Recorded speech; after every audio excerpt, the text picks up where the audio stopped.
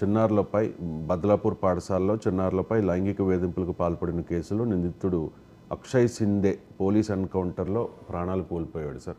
So దీని మీద నేరుగా తలపై ఎందుకు కాల్చారు అని చెప్పి పోలీసుల మీద కొన్ని అంటే బాంబే హైకోర్టు కూడా బద్లాపూర్ కాల్పులపై వ్యాఖ్యలు చేసింది.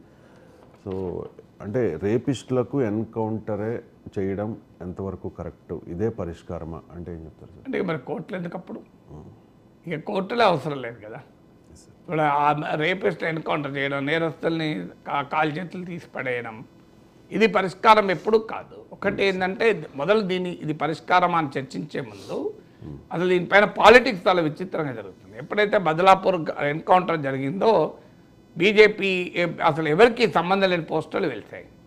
సో ఆ పోస్టర్లలో బద్లాపూర అంటే ప్రతీకారం పూర్తయింది, బద్లాపూర్ అనే ప్లేస్లో